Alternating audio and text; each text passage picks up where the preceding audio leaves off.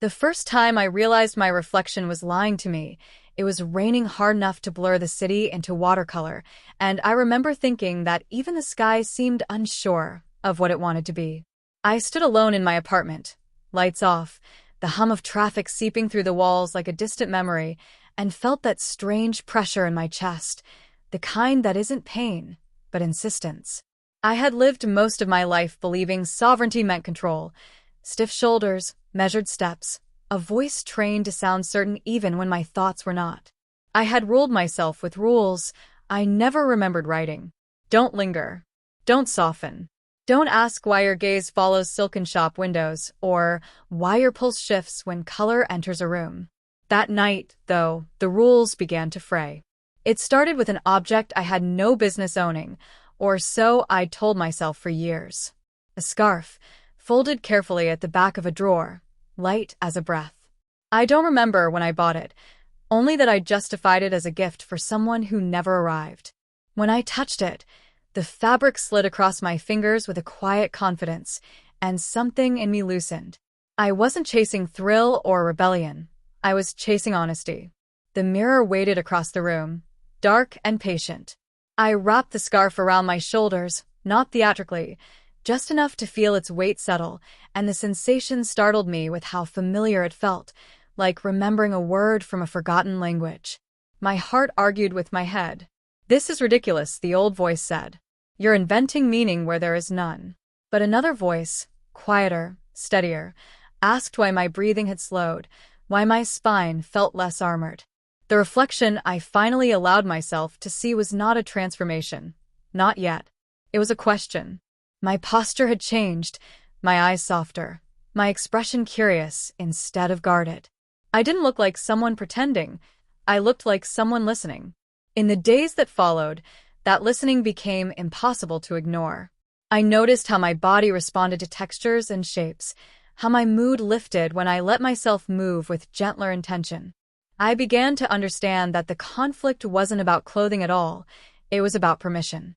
Each morning I put on my usual uniform and went to work, navigating conversations and expectations with practiced ease, while inside me a quiet countercurrent grew stronger. I caught myself imagining what it would be like to choose differently, to let my appearance echo the cadence of my inner life. The thought didn't frighten me as much as it should have. It thrilled me with its calm. The first real step was small enough to be invisible to anyone else. A neutral tone top with a softer cut, worn under my jacket. No one stared. No alarm sounded. But I felt it all day, a gentle reminder against my skin, and with every hour my sense of self shifted by a fraction of a degree. By evening, I realized I had smiled more. The mirror that night showed me someone standing taller not from rigidity, but from relief. I wasn't becoming someone else. I was returning. Still, tension followed me like a shadow. What would people say if they noticed? What would I lose if I kept going? Sovereignty, I'd been taught, meant standing alone if necessary. But Silk had taught me something else. That rule can be reflective rather than forceful, that leadership of the self can be compassionate. I didn't have answers yet. I only had momentum, and the sense that whatever came next would ask more of me than courage. It would ask me to trust the quiet authority of who I was becoming. By the time I admitted the change was no longer temporary, it had already threaded itself through my routines so thoroughly that removing it felt like tearing a seam.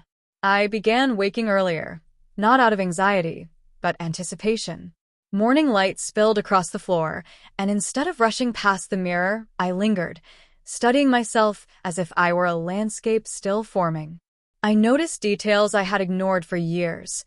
The slope of my shoulders, the way my hands looked when relaxed, the subtle expressiveness in my face when I allowed it. I wasn't chasing an image I'd seen somewhere else. I was discovering one that had been waiting, patient, and unclaimed. The next pieces entered my life quietly, without ceremony. A blouse chosen for its calm color rather than its statement. Shoes that changed how I walked, not dramatically, but enough to alter my awareness of space. Each choice felt less like defiance and more like alignment. Yet alignment brings friction. I felt it in public spaces, in the pause before opening my apartment door, in the way my name echoed differently in my own head. I rehearsed explanations I never used. Most days, no one noticed anything at all, and that anonymity was its own strange lesson. The world was less watchful than my fears insisted. Still, there were moments when tension flared unexpectedly. A coworker's lingering glance, unreadable. A friend's casual joke that landed closer to truth than they knew. Each time, my stomach tightened, and the old rules tried to reassert themselves. Be smaller. Be simpler. Be quiet. But something had shifted. The more I tried to retreat, the more incomplete I felt. It was as if I had tasted a language that made sense of my thoughts, and silence now felt like a distortion. One evening, after a particularly long day, I stood in a small boutique I'd passed dozens of times without entering. The door chimed softly behind me, and the air inside smelled faintly of fabric and calm. I moved slowly, touching nothing at first, letting my presence settle. When I finally selected a dress, not ornate, not bold, just honest, I felt a weightless certainty settle over me. This wasn't about spectacle. It was about coherence. At home, I changed carefully, almost reverently, and faced the mirror again.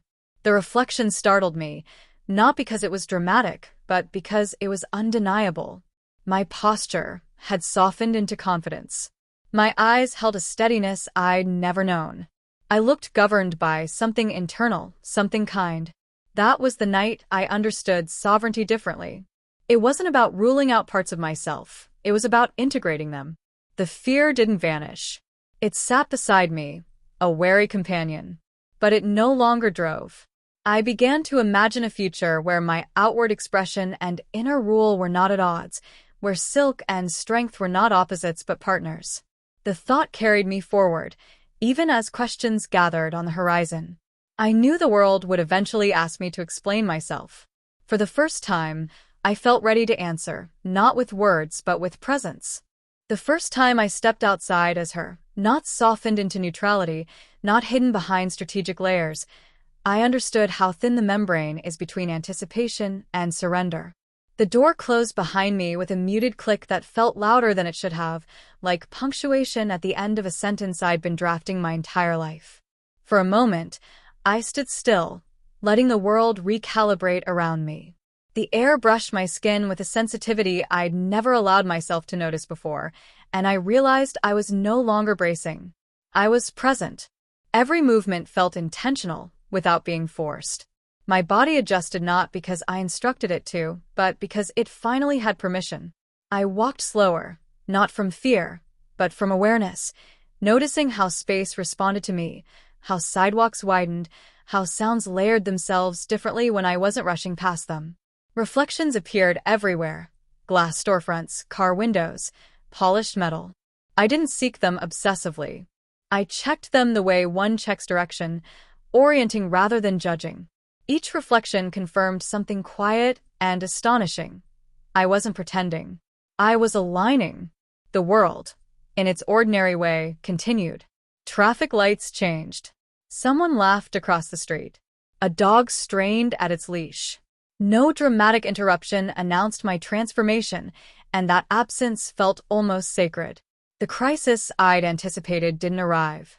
Instead, there was a steady unfolding of moments that asked me, again and again, to remain open.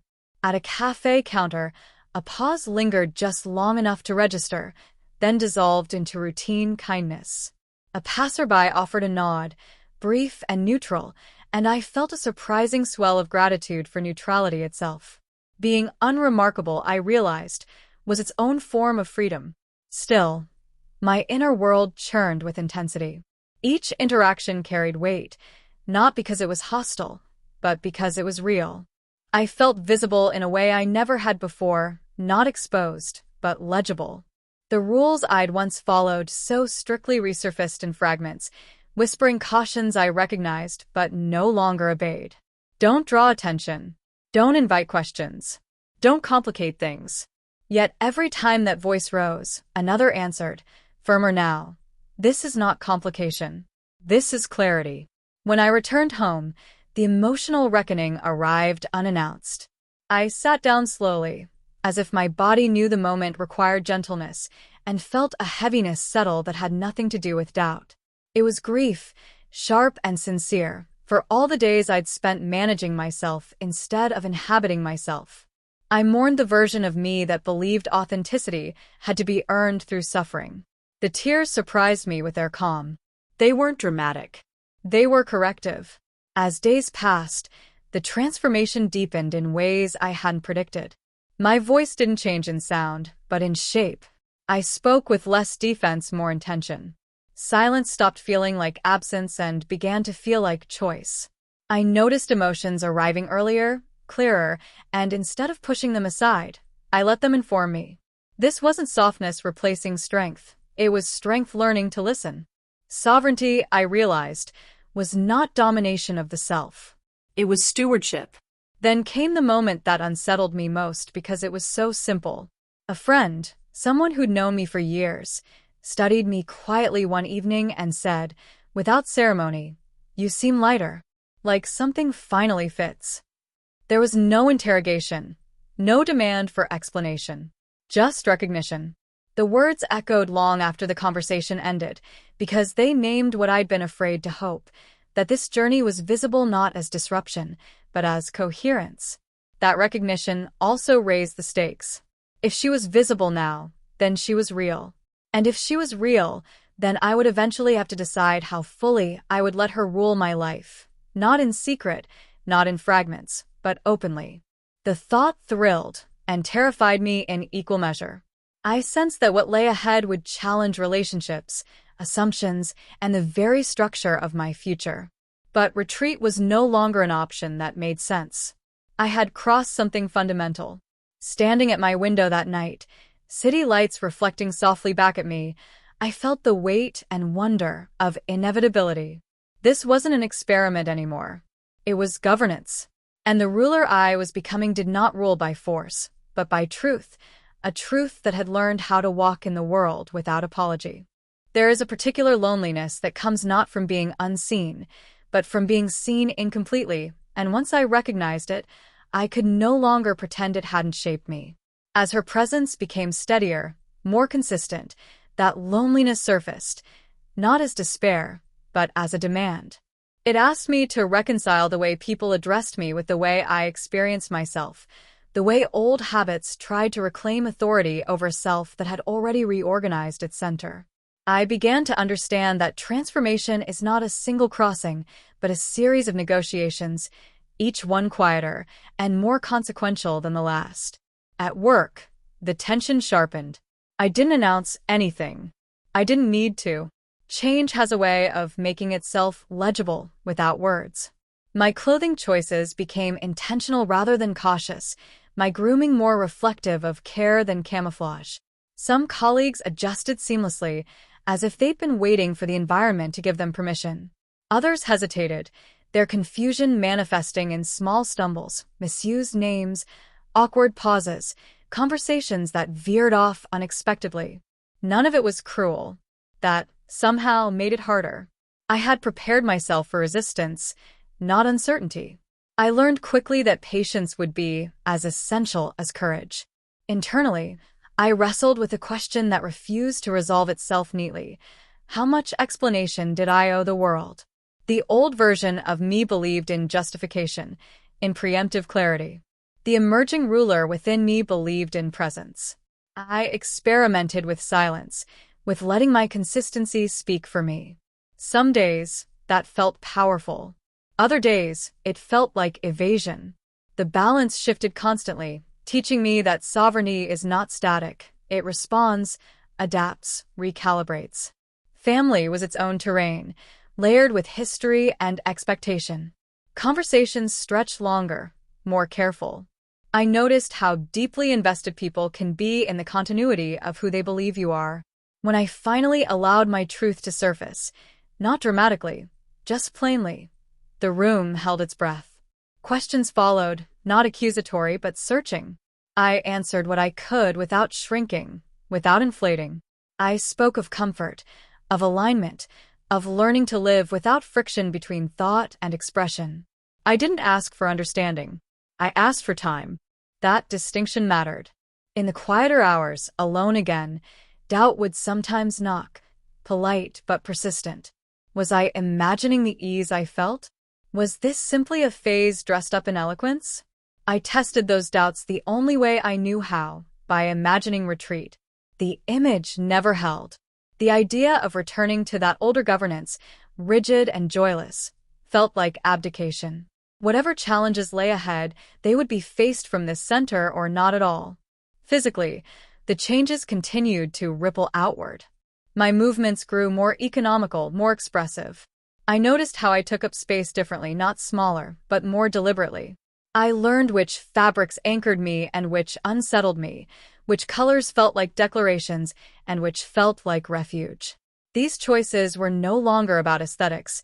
They were about regulation, about maintaining internal coherence in a world that often prefers simplicity over truth.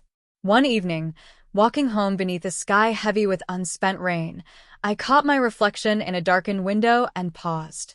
There she was, not perfected, not finished, but unmistakably present. The face looking back at me carried both history and intention. I realized then that the title I'd unconsciously given her, ruler, sovereign, architect, was incomplete. She was also witness. She remembered who I had been without contempt and held space for who I was becoming without impatience. That night, sleep came slowly, but peacefully.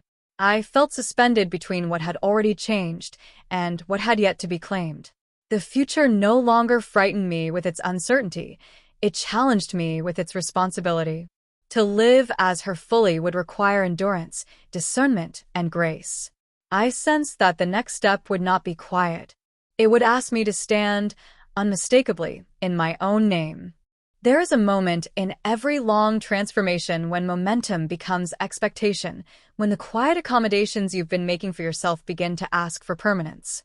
I felt it arrive not as a crisis, but as a steady pressure, like weather changing its mind. I could no longer think of her as something I stepped into. She was the cadence of my days, the governing principle behind choices that once felt improvisational. What frightened me was not visibility anymore. It was dilution. The idea of compromising her coherence for the comfort of others felt like a subtle form of erasure, and I knew I had reached a chapter where restraint would be a decision rather than a default. The world responded in layers. Some people adjusted with surprising fluency, as if they'd simply been waiting for the correct version of me to arrive. Others stalled, caught between old habits and new cues, offering kindness wrapped in confusion. I learned to read these interactions not as judgments, but as mirrors. Where I hesitated, they hesitated. Where I stood firmly, they followed suit. This was governance in practice. Not command, but consistency. Not persuasion, but example. The realization carried a weight I hadn't anticipated. Authority, I discovered, can be exhausting when it is honest. I began to choose more deliberately not just clothing but context. Which rooms I entered. Which conversations I extended. Which silences I allowed to remain unbroken. There were invitations I declined because I wasn't willing to compress myself to fit a familiar outline. There were risks I accepted because staying still felt like decay. Each decision etched itself into my sense of self, building a structure that felt less like armor and more like architecture. I wasn't protecting her anymore. I was housing her. Naming became unavoidable. Not publicly, not loudly, but internally, unmistakably. I practiced it alone first, letting the sound settle, without ceremony. The name wasn't magic. It didn't transform me in an instant. But it anchored me. It turned abstraction into address, intention into identity. When I used it, even silently, my posture shifted. My thoughts arranged themselves more cleanly. It was as if I had finally acknowledged the rightful ruler of an inner territory I'd been managing without a map. With naming came grief's quieter cousin, reckoning. I revisited memories I'd kept sealed, not traumatic, just unfinished. Moments where I'd chosen safety over truth, conformity over curiosity. I didn't condemn myself for them. I contextualized them. Survival had required compromise once. It no longer did. This reframing softened the past without diminishing it. I could honor who I'd been without returning there. That balance felt like maturity. The external changes continued, subtle but cumulative. People addressed me differently, not always correctly, but with effort. That effort mattered. It told me that coherence invites cooperation. I stopped correcting every misstep and focused instead on embodying clarity. Over time, the world learned the shape of me the way one learns a city. By repetition, by orientation, by trust. There were days when exhaustion crept in, when I longed for the simplicity of invisibility. On those days, I reminded myself that simplicity had never been neutral. It had cost me. One afternoon, caught in an unexpected moment of stillness, I realized something that startled me with its calm. I was happy. Not elated, not triumphant, just content in a way that didn't ask for justification. The feeling didn't erase difficulty. It contextualized it. Challenges became logistical rather than existential. I wasn't questioning my right to exist as her anymore. I was planning how best to live as her. The symbolism of silk returned often in my thoughts, not as softness, but as intelligence. Silk adapts. It responds to temperature, to movement, to light. It is strong precisely because it yields without breaking. That, I understood, was the nature of her rule. Flexibility, without surrender. Elegance, without fragility. When I moved through the world with that philosophy, resistance lost its sharpness. I wasn't pushing against anything. I was passing through. Toward the end of that season, a choice presented itself, one that would make my alignment unmistakable to a wider circle. It wasn't dramatic. It wasn't forced. It was simply the next logical extension of a truth already in motion. Accepting it would mean fewer places to hide, fewer explanations deferred. I sat with the decision longer than I needed to, not out of fear, but respect. Some thresholds deserve acknowledgement. When I finally said yes, I felt no rush of adrenaline, just a deep, settling quiet. The kind that follows a verdict you've known all along. That night, as I prepared for sleep, I caught my reflection once more and saw not transformation, but continuity. The ruler I had become did not demand certainty from the future, only participation. I knew the next chapter would test me in new ways, more public ways. But I also knew this. I would meet it whole. The decision I had made, the one that quietly widened my life, did not announce itself with fireworks or fear. Instead, it altered the geometry of my days. Spaces I once passed through without friction now responded to me differently, as if the world had adjusted its grip. I was no longer testing her presence. I was sustaining it. And sustaining, I learned, requires a different kind of strength. It asks for endurance, for the patience to let meaning accrue rather than explode. Visibility expanded in ways I couldn't curate. Acquaintances became witnesses. Casual conversations carried subtext. I felt the subtle shift of being known not as a curiosity, but as a constant. This was more demanding than any dramatic confrontation would have been. Consistency leaves little room for retreat. Each morning, I reaffirmed choices I'd already made, not with bravado, but with care. I chose garments that felt like agreements with myself. I chose words that aligned intention with impact. I chose when to explain and when to let silence finish the sentence. These choices formed a rhythm, and within that rhythm, her rule became unmistakable. There were moments of strain. Public spaces can magnify uncertainty, and some days I felt every glance as a hypothesis. Was I welcome here?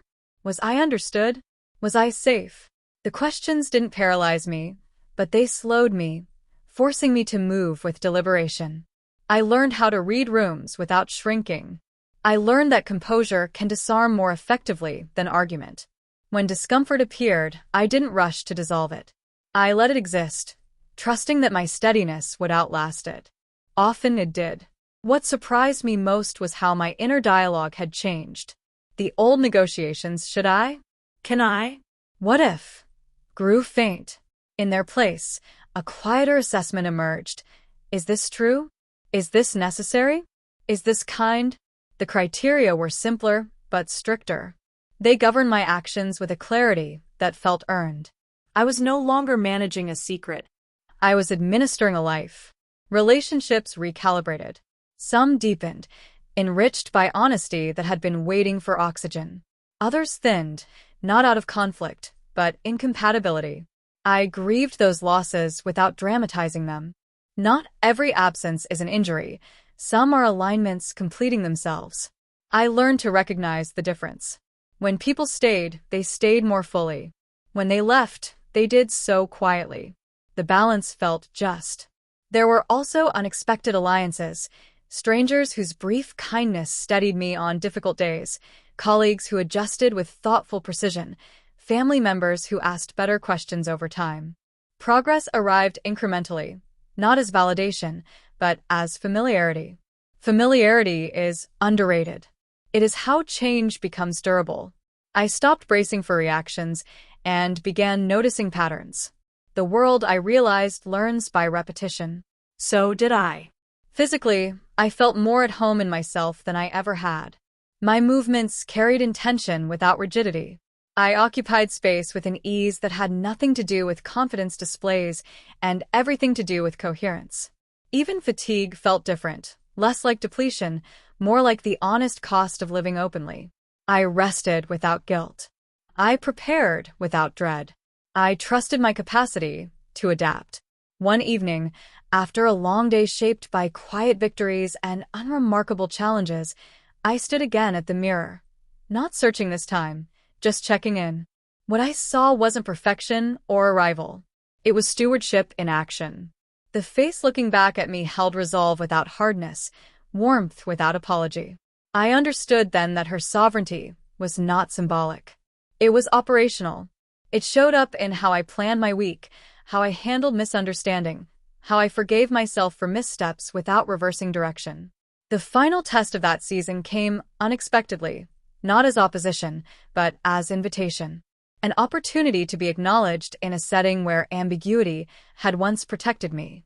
Accepting meant relinquishing the last convenient shelter of assumption. Declining would have been easy. No one would have questioned it. That ease was the warning. I took my time, measured the implications, and chose alignment over comfort again. The choice didn't make me fearless. It made me consistent. In the days that followed, a calm settled that felt unmistakably earned. I wasn't proving anything anymore. I was participating. The ruler within me did not demand perfection from the path ahead, only fidelity to the principles that had brought me here. As I moved forward, I sensed the final chapter approaching, not as an ending, but as a consolidation. What remained was not to become, but to claim. Claiming, I learned, is quieter than becoming. It does not rush. It does not ask for witnesses. It simply refuses to be provisional. By the time I recognized that this was the final chapter of that long interior negotiation, my life had already reorganized itself around her authority. The days no longer felt like rehearsals. They felt inhabited.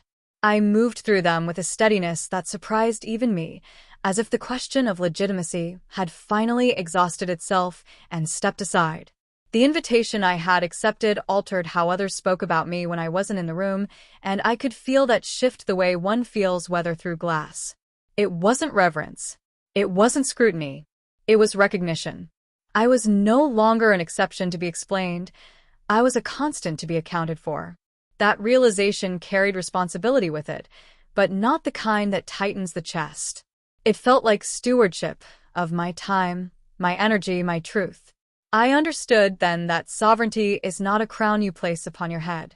It is a posture you maintain when no one is watching. There were still difficult moments. Finality doesn't erase friction. It reframes it.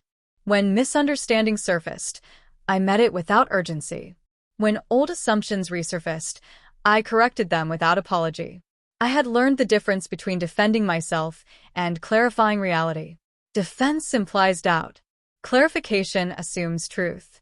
That distinction changed everything. I no longer measured progress by comfort, but by coherence. If my inner life and outer expression remained in conversation, I was doing well. I began to notice how others responded not to my appearance, but to my consistency. People trust patterns. They relax into them. The more reliably I showed up as her, calm, deliberate, unmistakably present, the less space there was for confusion. Even those who struggled at first found their footing eventually. The world did not need convincing. It needed continuity. I provided that by living without footnotes. The symbolism of silk, which had once felt poetic, now felt practical. Silk teaches patience. It teaches resilience, without spectacle. It moves with the body instead of against it. That was how I governed myself now, responsive, intentional, strong without aggression. I had stopped trying to prove that softness and authority could coexist. I was demonstrating it simply by existing as myself. One night, long after the city had settled into its quieter rhythms, I stood by the window and watched my reflection overlay the lights outside. There was no jolt of recognition this time, no astonishment. Just familiarity. The face looking back at me held history without regret and intention without strain. I saw the child who had sensed difference without language. I saw the adult who had mistaken restraint for discipline. And I saw her, the one who had emerged not through rebellion, but through alignment, holding all of it together without erasing any part. I realized then that the journey hadn't been about crossing from one side to another. It had been about assuming authorship. I was no longer governed by expectation, fear, or delay. I was governed by truth, applied daily, imperfectly, and with care. That was her rule. Not absolute. Not brittle. Enduring. As I turned away from the window, preparing for sleep, a quiet certainty settled into place. There would be new challenges, new negotiations, new evolutions. Sovereignty does not end. But the question that had driven me for so long, who am I allowed to be, no longer needed an answer. I was living it. Silk against skin, strength in stillness, her rule no longer symbolic but lived, woven into every ordinary day that followed.